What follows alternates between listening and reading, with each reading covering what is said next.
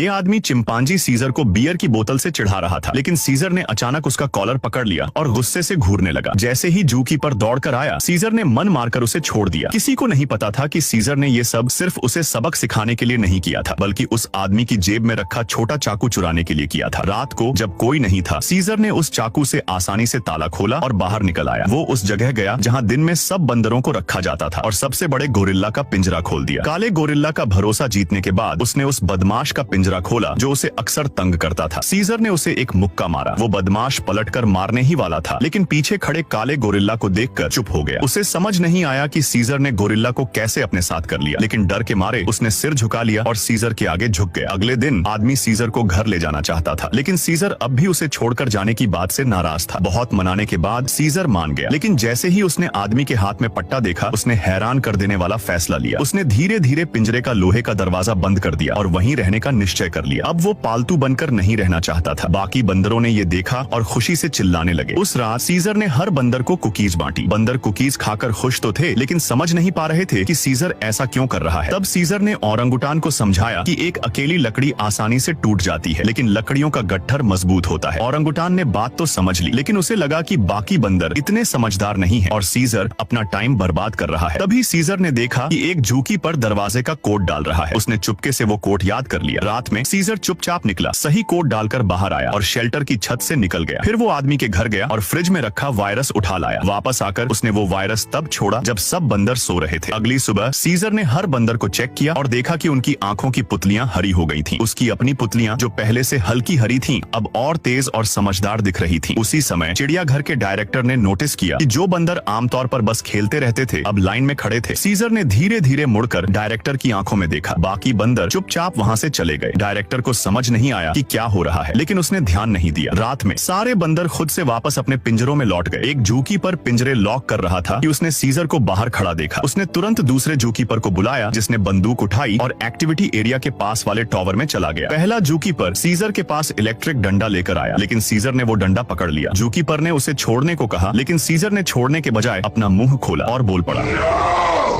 और फिर video like करने पर पार्ट 2 मिल जाएगा। और अगर फुल मूवी देखनी है तो कमेंट वाला ऐप डाउनलोड कर लो और पिन वीडियो देख लो।